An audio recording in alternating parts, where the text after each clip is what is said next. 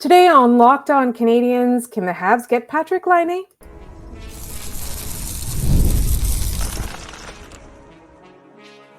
You're Locked On Canadiens, your daily podcast on the Montreal Canadiens, part of the Locked On Podcast Network, your team every day. Hi there, everyone, and welcome to a special crossover edition between the Locked On Canadiens and Locked On Blue Jackets podcast. Starting off right, and you can start your day off right because you make us your first listen of the day, and we thank you so much. We're free and available wherever you get your podcasts, as well as on YouTube as part of the Locked On Podcast Network, where you get your team every day. And today's episode is brought to you by Game Time. Download the Game Time app, create an account, and use code LOCKEDONNHL for $20 off your first purchase. Terms apply. My name is Laura Saab, also known as The Active Stick, and I'm joined by my wonderful co-host, Ian Boisvert, formerly of the Build Podcast, now of this podcast, and one of our favorite people in the entire hockey world, Jay Forster of Locked On Blue Jackets. Gentlemen, how are you today? Can't complain. Jay, it's nice to digitally meet you. How are things going?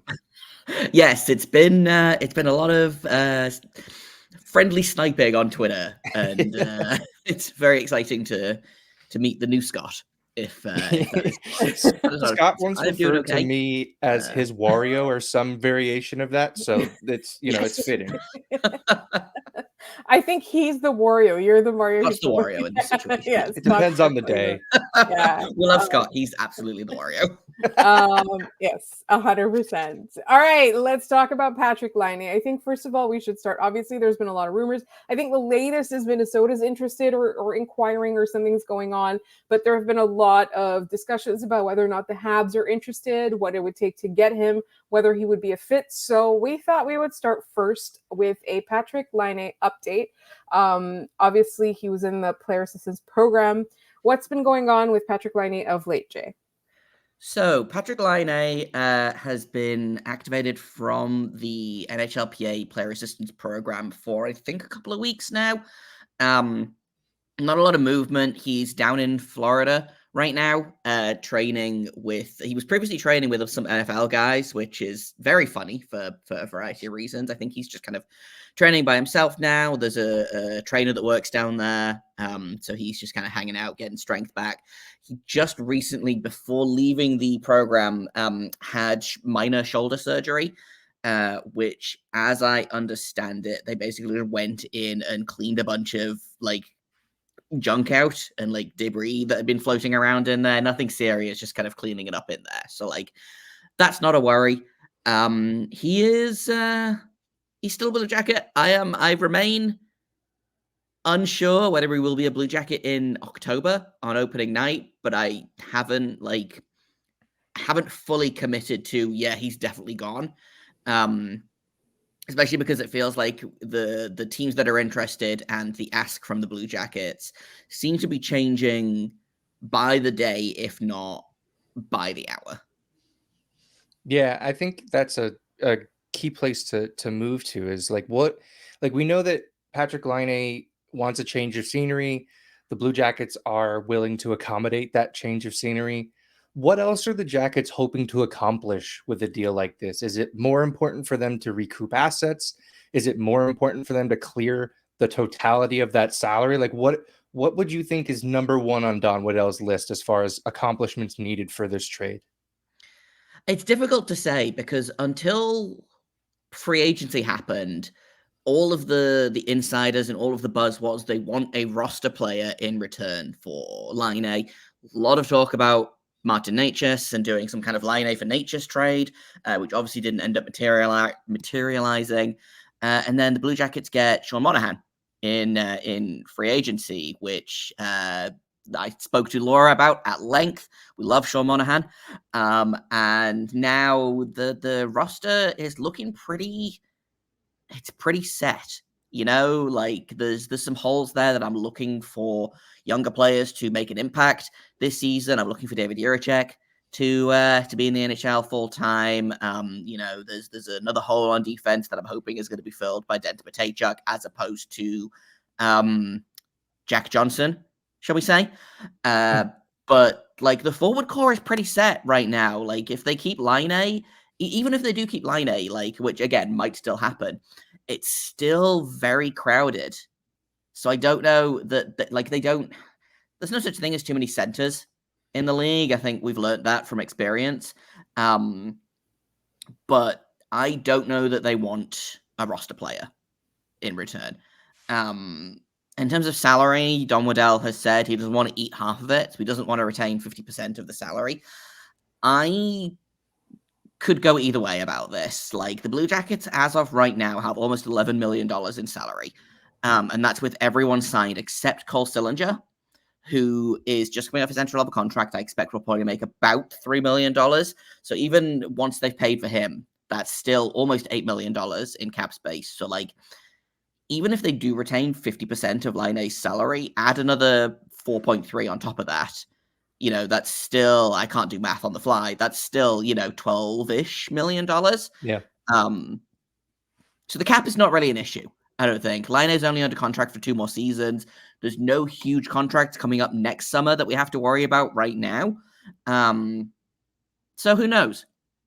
I know Don Waddell is not a fan of retaining salary typically, but if they end up retaining, 25%, 33%, or some weird percentage, because NHL GMs like to do that sometimes, like I could see it, but in terms of return, if I had to stake, like if I had to give my like knee-jerk reaction, I would say middle pick and a B+ A- prospect, or, as I'm sure we'll talk about in a minute, a late first round pick plus kind of probably a contract to make the money work, which is going to be interesting in Montreal's case, because I did take a quick look at your salary cap situation before this, and fitting Laine into that is going to be tricky, especially if Waddell doesn't want to retain 50%.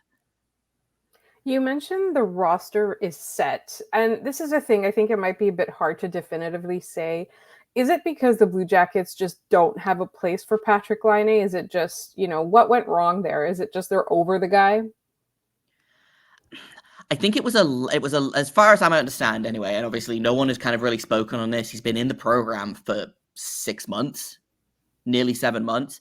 And so I'm not really sure what to make of kind of the trade request. As far as the only official news that's out there is that Patrik Laine would like a fresh start. Now, what that means is anyone's guess. And I've kind of talked about it at length on Locked On Blue Jackets, so I won't go into too much detail here, but just to kind of rehash it a little bit, he made that request. This was pre-Waddell. This was pre-going into the program. Pascal Vincent was the head coach of the Blue Jackets. Jarmo Kekalainen was the GM of the Blue Jackets. He's come out of the program. Again, we don't know why he was in the program. I believe it was confirmed that it was mental health reasons, which, again, we don't know what those specific reasons are. There's a whole variety of mental health issues that could make someone go into the program or make someone want to go into the program.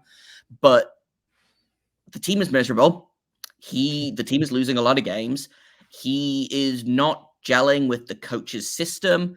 They're trying to put a square peg in a round hole, and it's just not working. He has suffered some serious injuries over the past couple of seasons, which people don't realize how much that weighs on you mentally when you're injured all the time. And I'm not saying that Patrik Laine is injury prone. Habs fans that are listening, I'm not saying that, because a lot of it has been bad luck. And so, that plays into it as well. And also his father passed away very suddenly, I think 2 or 3 years ago now. And I think that has probably affected him as well. So when he made the request to be traded, he wasn't in a good place. And so I think it's less, I want to be away from Columbus specifically, more, I want to be somewhere else. He wants to go somewhere else. He doesn't want to leave Columbus, if that makes sense. Yeah. I am less sure now. When he first came out of the program, I talked a little bit about, maybe his fresh start is Columbus, because new coach, new GM, new everything. Hopefully he's going to get to play the kind of role that Patrik Laine is kind of suited for, as opposed to the role that they were trying to shoehorn him into in the past couple of seasons. This could be his fresh start. And quite frankly,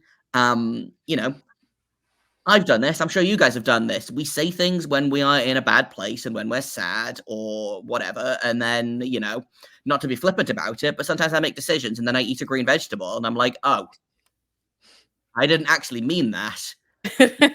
No, I've never once been emotional. It's never happened. No. Right?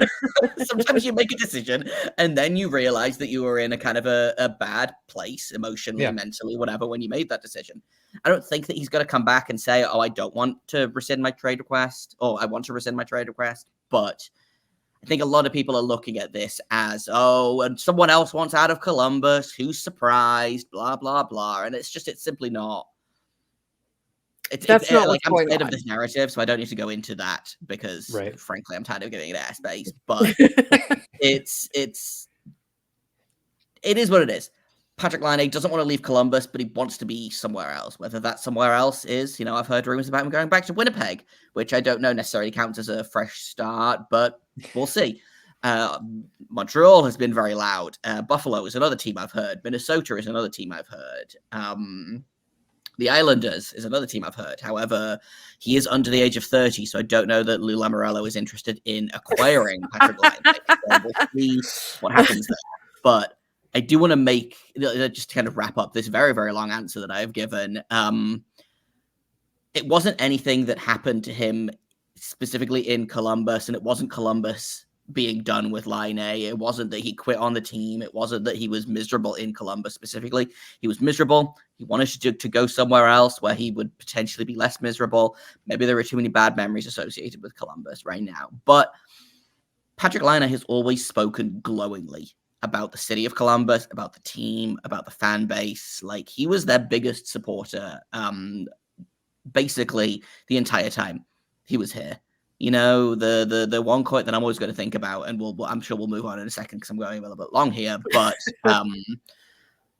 it was a game against Winnipeg, either this season or last season, and he scored a goal, and they said, oh, now you've scored a goal against every team in the league except Columbus. And he said, oh, well, I hope that stays. I hope that I never score against Columbus because I want to stay here forever, Oh, wow. So it's not, this has never been about, oh, of course it's Columbus. No one wants to stay in Columbus. Sometimes you don't fit somewhere anymore, and that's no one's fault. It just is what it is. I think a lot of people are worried about kind of a Pierre-Luc Dubois 2.0. I think it's a completely different situation, and that's not to say that Pierre-Luc Dubois was in the wrong for asking out of Columbus either, but it's not. It's not a comparable situation. Yeah, absolutely. It's just like, I think the similarity is just the two same teams were involved, right? Right. But they were traded for each other, you know? Like, it was Laine for Dubois plus stuff. But it was like, okay, people always want out of Winnipeg and people always want out of Columbus, and you had one player in each, right? So that was the thing. But when we come back, we're going to have a mock trade negotiation and see what value we can provide Columbus and what Columbus can provide for Montreal. But first, this episode is brought to you by Indeed. Hiring is honestly one of the worst parts of a job. It's so hard to find the right person. And if you make a mistake, if it's the wrong fit, then honestly, everything goes wrong. But what you have to do is search for better with Indeed, because you don't want to search, you want to match. And Indeed is here for you. If ever you need to hire, you need Indeed. The thing I like the most about it is it makes it so easy to find the right candidate for the position. There are so many qualifications that you can ask for. There's so much, and Indeed takes all of the guesswork, all the work out of it. All you have to do is say what you want, and there's so many businesses that have found their best fit, and you can do the same thing, because listeners of this show will get a $75 sponsored job credit to get your jobs more visibility at Indeed.com/lockedon. Just go to Indeed.com/lockedon right now and support our show by saying you heard about Indeed on this podcast. Indeed.com/lockedon. Terms and conditions apply. Need to hire? You need Indeed.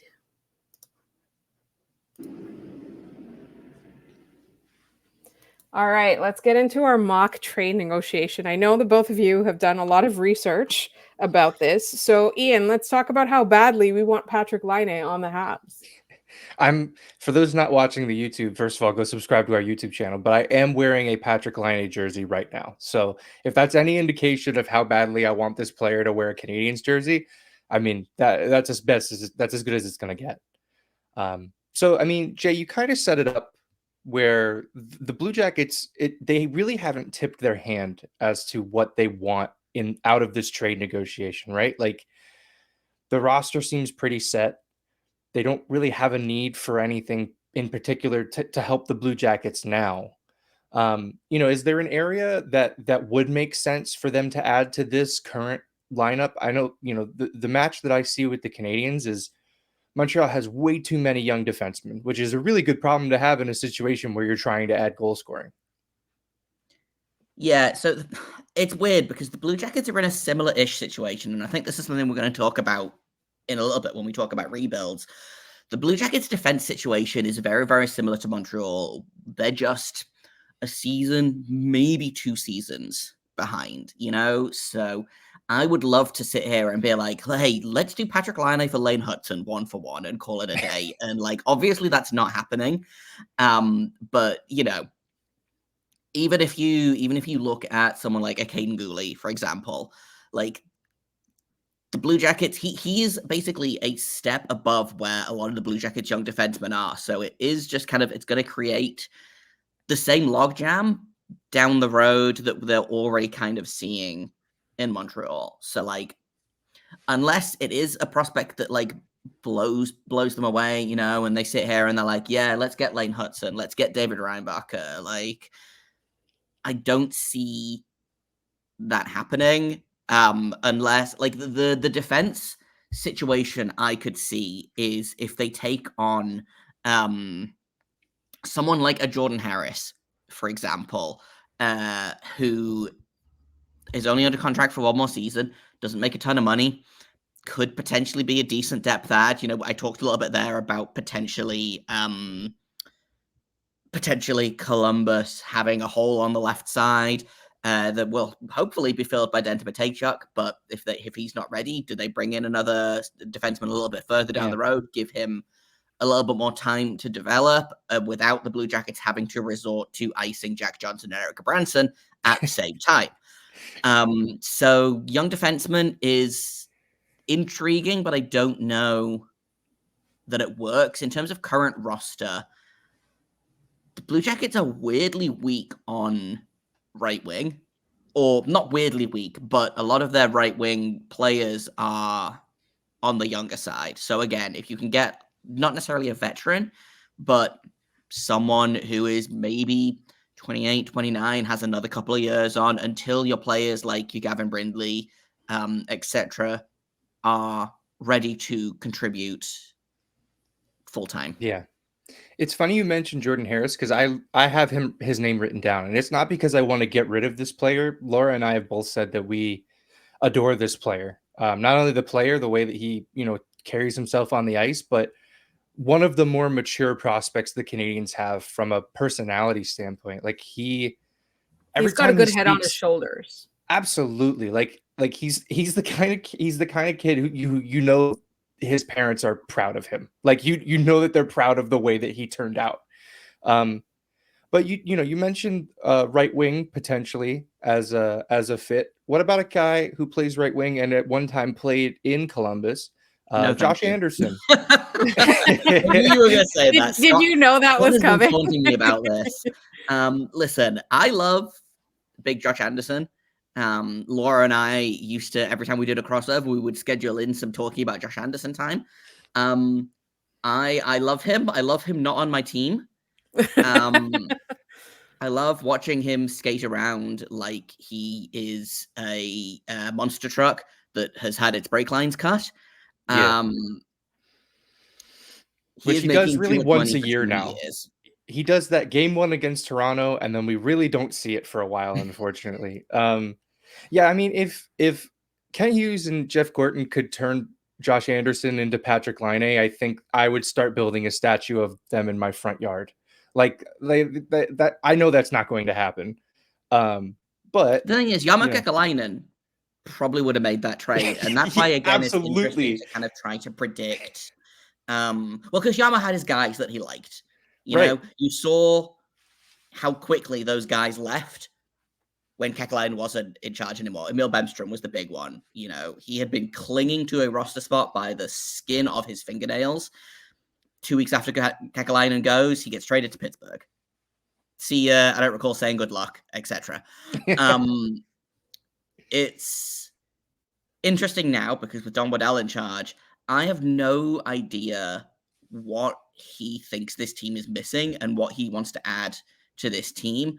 You know, there was a lot of talk about Martin Necas is going to be the return because Waddell loves his Carolina guys. You know, look for them to add a Carolina guy in free agency or in a trade or whatever. People will say, well, will Teuvo Teravainen go to Columbus in free agency? Blah blah blah. All of this kind of, you know, because that's just kind of how hockey works. You know, guys love their guys, and I get it. I also feel that way. You know. So who's the guy that loves Josh Anderson? That's just normal. Like guys, I think love he works in Los Angeles now. I think that's the guy who loves Josh Anderson. I think Kent Hughes should be giving LA a call. Yeah. Hopefully Mark Bergevin's the one that picks up the phone. Well, but Mark Bergevin apparently in line for the Columbus job. Didn't get it. Thank God. Count your blessings. We don't need to talk about that. That would have been a really sad crossover to do. We haven't settled that. We're running out of time. We haven't settled on a return. So we're getting Patrik Laine with no picks or prospects thrown in. Let's say it's 1-for-1 the salary. Not one for sorry. It's not a 1-for-1 deal, but Montreal is taking all of that salary on. They're going to figure it out. Who does Columbus get in return? So I looked at this on Locked On Blue Jackets last week, and I had kind of settled on, because again, the salary is kind of a big thing, because I don't think the Blue Jackets are going to want to take any salary back, but the Canadiens only have about $4.5 million right now.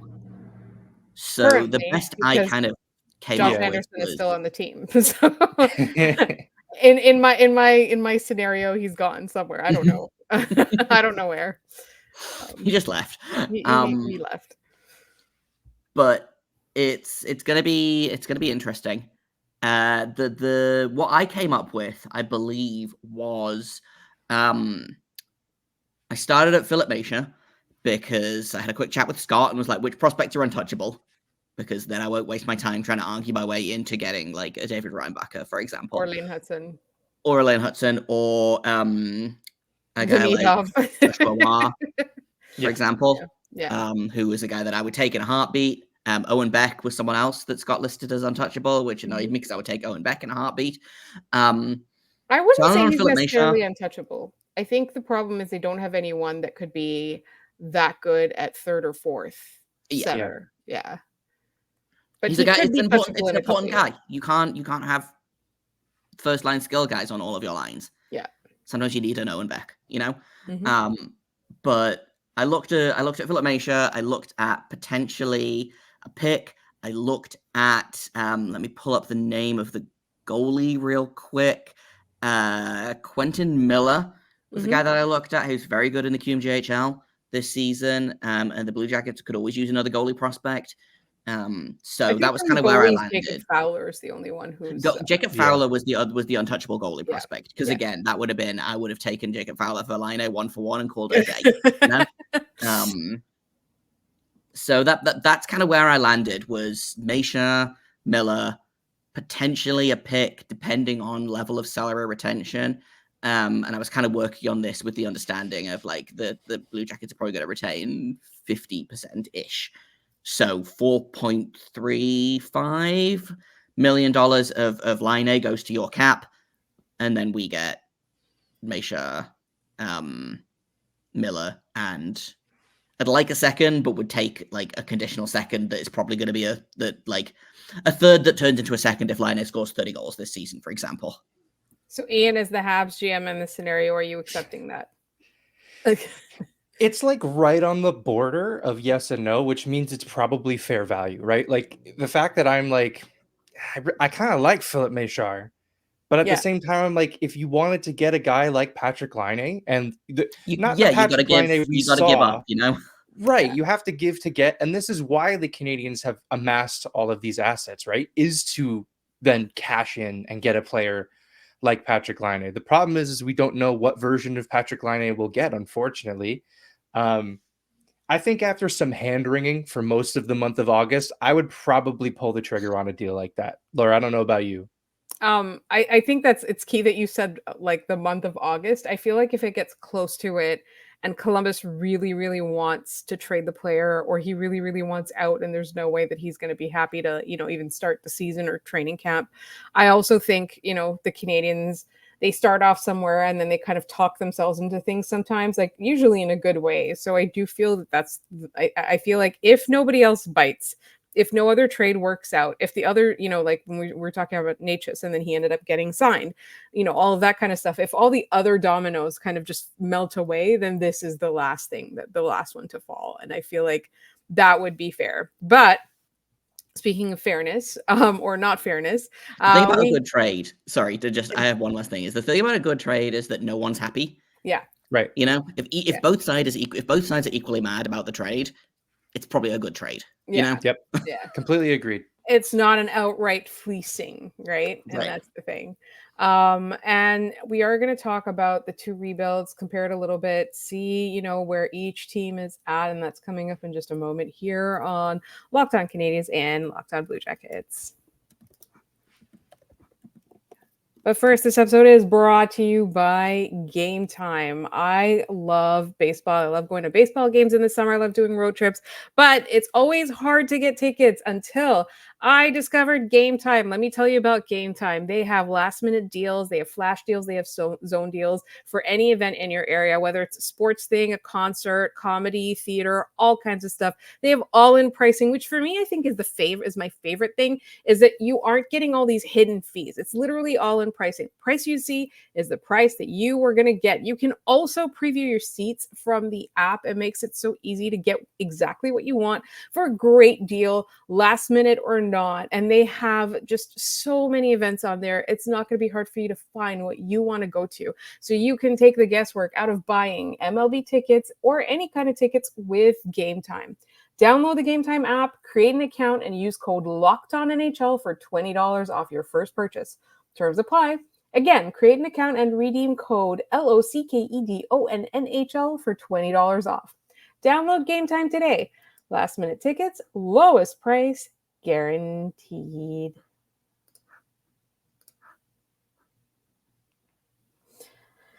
All right. I often look at the Columbus Blue Jackets and I think about how much further along they would be in their rebuild if Yarmo hadn't been there for as long as he was. So we want to kind of turn our attention to how things are going. I feel like in the draft, they haven't done too terribly in the last few years. It just feels like, and again, like as a team that has like so many injuries that like kind of derails the entire season, like I feel like Columbus hasn't advanced as fast as we wanted to, but it's not a Buffalo treading water situation. I got real close to being a Buffalo treading water situation for a minute there. I love Johnny Gaudreau. I love having him on the team. I love him as a player. This is not me saying anything contrary to that. Signing him in free agency that 2 summers ago was probably the worst thing they could have done at that time, because they had a plan.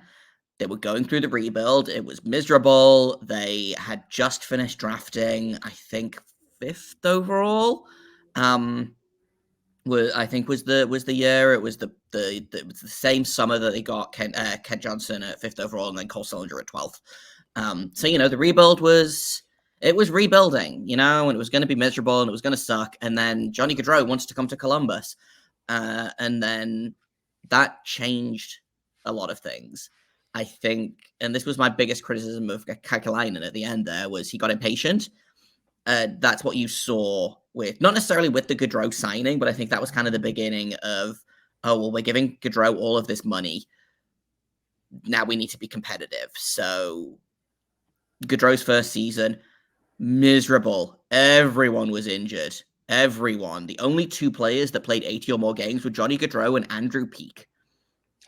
You know, there was a times in the lineup where they were icing 4 guys playing their first NHL game, Andrew Peeke and Eric Branson.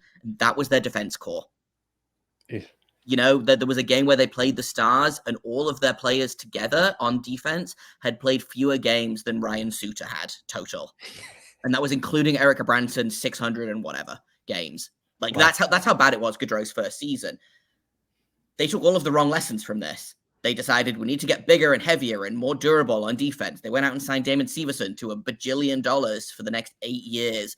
They went out and picked up Ivan Provorov for God only knows what reason, where he proceeded to be a complete defensive liability, which everyone saw coming, right?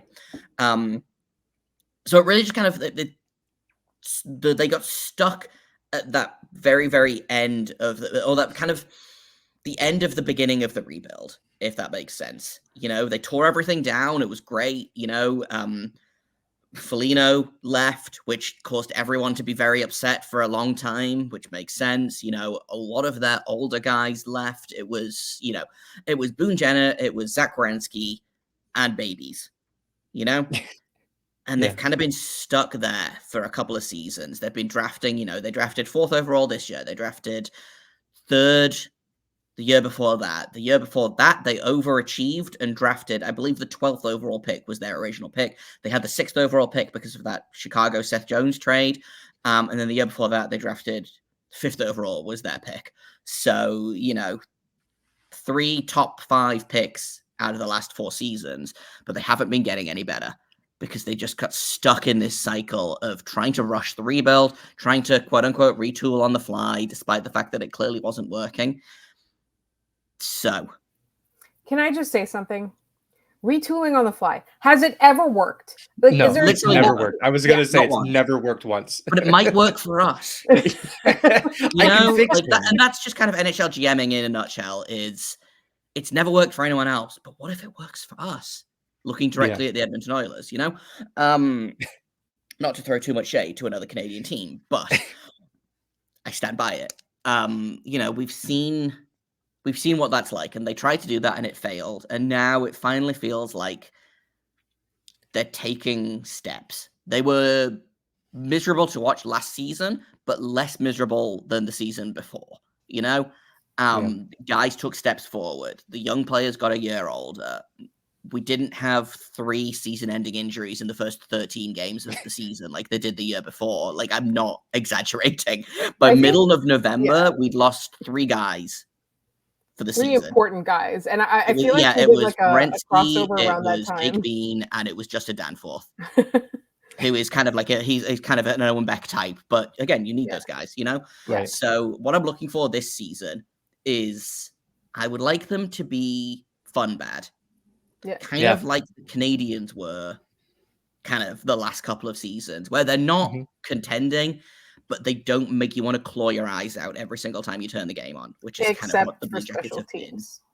Yeah, just get a better power play, and you guys will have a great time. Yeah. Listen. we don't have time to talk about how much I want the Blue Jackets power play to be better than Legally Dead. I think that's the thing. Like, there are a lot of similarities in that respect because they've got a lot of fun young players. It's just like you look at it and it's like a couple of veterans and then just a bunch of babies, right? Like, nobody really knows exactly what they're going to grow into yet. Right, and even the adults are like Nick Suzuki. Yeah. Nick Suzuki is one of the dads of the team. Yeah, Zach Werenski is not an adult. you know. Go. Eric Branson and children in Columbus, in the same way it's kind of David Savard and children pretty much in Montreal. and so, like, I think the one thing that I do think is markedly different with the Montreal Canadiens is the fact that they aren't doing that. There's no like retooling, there's no rushing. There's just like, we're gonna embrace this, right? Like, injuries. Yeah. You said the Sharks have done. The Sharks have done a brilliant job with their rebuild so far. Yes. They're committed to the bitch so hard. They were the worst NHL team for 30 years, you know? Literally. And so I think, like, with the Canadiens, it's more like, we're not going to rush it. We're not, you know, if and the focus seems very much to be on individual development right now because they can afford to be bad, right? And the thing is, like, when you're fun bad, it's great because that means that you're watching these young players show promise, right? You're watching them do things they shouldn't really be doing against teams that are much bigger, better, more mature, like more Stanley Cup contenders, et cetera, et cetera. So, like, I think that's the biggest difference is they're not trying to hold on to this idea. They're just like, we're just going to be patient. Everybody else is going to have to get with that program, right? We're not sacrificing years of contention for like flashes in the pan. And that to me has been the biggest thing. But there are a lot of similarities in that injury luck has been terrible for the Montreal Canadiens. Like the special teams have been really, really tough for both teams. Like you're watching certain players and you're wondering, like, are they going to advance in this kind of environment where like they're not playing like with the best possible line mates, etc. You're thinking about who can they move out for cap space or which veterans can they move out to make way for some young people. So like there is a little bit of that as well. But like I feel like Columbus seems to have a little bit less, I don't want to use the word dead weight, but I think I can, like, given that, you know, if you look at RIP cap friendly, if you look at the Canadiens, whatever replacement Puckpedia page, like there's dead weight on there. I'm not going to name any names, but we, you know, there are some large glaring, I guess, holes in the lineup that are currently filled with human beings. Corpses. Yeah. So I'm so mean right now. But yeah, so like I think to me, like that's a similarity, like that's an experience we've both kind of shared like this past season, like whenever we've like done crossovers and stuff, we've I think lamented the same things. But my question to you, Jay, is this: like in Montreal, and I think Ian, you'll agree as well, we have so much hope right now. Like it's such a hopeful time, like with the Demidov pick, I think as well, like that really took it to the next level because there were a lot of question marks before. Like people were remaining cautiously optimistic, and now they're just like throwing all of that. They're throwing caution to the wind. They're like, I am going to live and die by this team now. So how does it feel in Columbus? Like, what's the fan mood now that there's been like a front office change after a couple of years of kind of dangerously close to treading water? The vibes in Columbus feel pretty good. There's still a lot of, and this is, I've been preaching this on my show all summer long, is this summer we are tempering our expectations because last summer I went all in on optimism and then the Columbus Blue Jackets peed all over that and threw it in the dumpster by Canadian Thanksgiving. So, and I'm not exaggerating with the timeline of that. So Demidov is interesting. Demidov is your Fantilli, I think. He shouldn't have dropped to 5 in the same way that Fantilli shouldn't have dropped to 3. And as soon as they picked Fantilli, that's when it kind of started to change.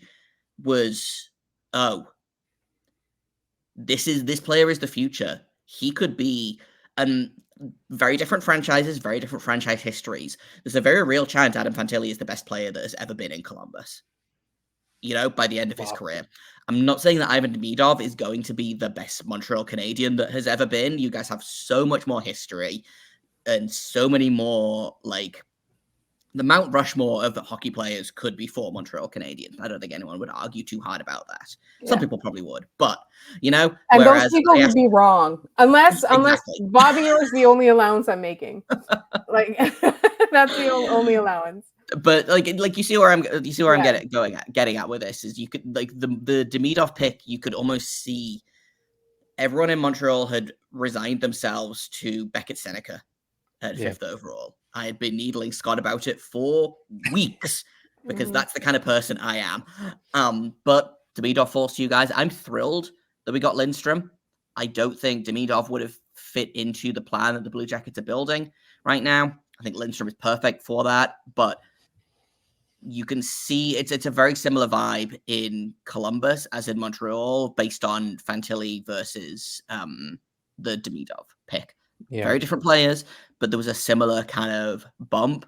And like you said, the new GM, the new regime, all of these players as well are a year older. You know, we're getting another year older Ken Johnson, another year older Cole Sillinger, another year older Adam Fantilli, Kirill Marchenko, like Igor Chidakov. I wouldn't be surprised if Chidakov scores 30 goals this season.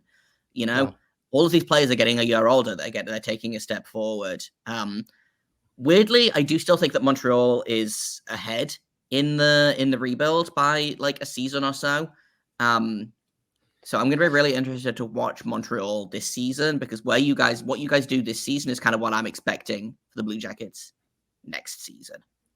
And I think it's very telling that you say that. And I think it definitely, there's part of it is luck, but also part of it is just commitment to the bit, like we mentioned before. Listen, I love to commit to a bit. And Blue so do Jacket the Montreal Blue Canadiens. Jacket fans Apparently. know this about me. Laura definitely knows this about me. Like, I've never met a bit that I haven't wanted to overcommit to until it's dead. You know, you've got to commit to it. You've got to commit to setting the bit on fire. The Montreal Canadiens went from a Stanley Cup final to first overall. That's how hard they committed. I absolutely wholeheartely agree. Ian, any parting thoughts real quick? Yeah, I mean, just I'll leave on the Demidov point that you made. It was an organizational exhale, right? Like, we were so in our own heads and just on pins and needles waiting for that pick. Celine walked out there, and immediately I was like, yeah, they're going to make the right pick. They're not saddling her with an organizationally bad decision. So, like, you know, once that pick was made, I feel like everybody in this fan base just exhaled, and we're like, okay, this team could actually do something great. We just have to wait now. So, and to your point, the consensus best pick. Sorry to interrupt, but and I'm not saying anything about these players specifically, but after the Twitter drama of David Reinbacher going 5th overall the previous season, the season before that, obviously there was the Slavkovsky right drama debate that I think you guys have finally started to see some returns on in terms of Slavkovsky. But if you had gone away and, you know, back-to-back years of David Reinbacher, and again, I'm just going to use Beckett Seneca, no offense to the kid, but if you'd gone away with those two players back-to-back 5th overall, Montreal would have burned the Bell Center to the ground. Yeah, we needed a fan win, and this was a win for us. Yep, absolutely. Yeah, and you got it. Slam dunk. So shout out to Kent Hughes. Absolutely. Speaking of slam dunks, make sure you subscribe to Locked On Canadiens and Locked On Blue Jackets, wherever you get your podcasts, as well as on YouTube. You can find our two podcasts. We are at LO_Canadiens. Locked On Blue Jackets is LO_Blue Jackets. If I'm not mistaken, I always get that wrong because some of the Locked On NHL ones, they have the whole name, and we don't get that. And follow Jay on Twitter at _Jacob Forster, right? There's the underscore. I got that one wrong the other day. So I never know where the underscore is. Ian is at, maybe it's Ian. I am at Laura Saba. Also, make sure that you make Locked On NHL your second listen of the day after you're done listening to us. They have so much stuff going on. They're always covering stuff. And actually, I was on there earlier this week, so make sure you check them out. Thank you so much, everybody, for listening. And we will talk to you on Friday with the mailbag.